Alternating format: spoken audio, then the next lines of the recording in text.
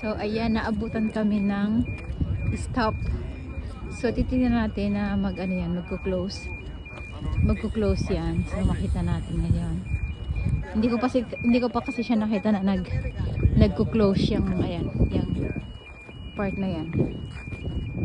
So you need to stop. Kasi magfo-fold. Magfo-fold yung tulay. Tingnan natin. Siguro may lalabas. Huh? Tingnan natin ang tingnan natin siya.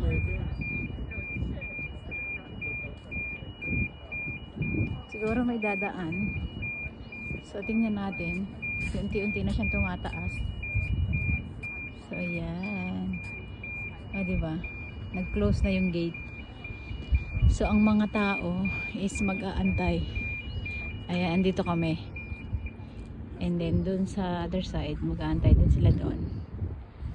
So tataas yung ano na yan. Tataas itong ano na to. Yung gitna. Para makadaan yung boat or kung ano man yung dadaan dyan. Ayan, tumataas na, diba? Tan-tananan.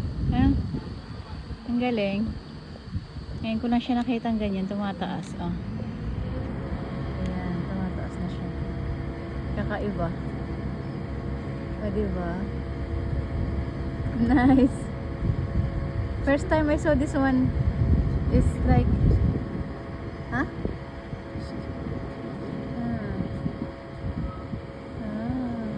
Look at that. Where's the boat coming in? Smart na, look at that.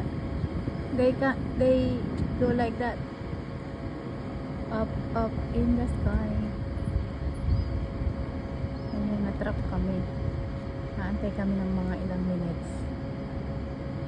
Ayan, kasi yung ibang mga yate, mataas yung kanilang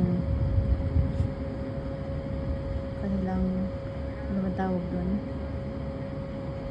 Yung yate nga, mataas. So yun, ganyan pala siya, as in full. Tingnan natin yung dadaan. Ayan, dito tayo. Doon tayo pupunta mamaya sa kabila. So naglakad-lakad lang kami, iikot. Iikot kami dyan. Diyan kami naglalakad pag umaga. Dito banda. Exercise. Maliit lang naman yung dadaan eh. Oh. Yun lang pala yun. Ayan. Mukhang maliit lang naman. Kasya naman siyang sumuot doon sa ilalim. It's small. Huh? Yeah, I thought it's like that one. See that one? Tuto? You watch the height against the...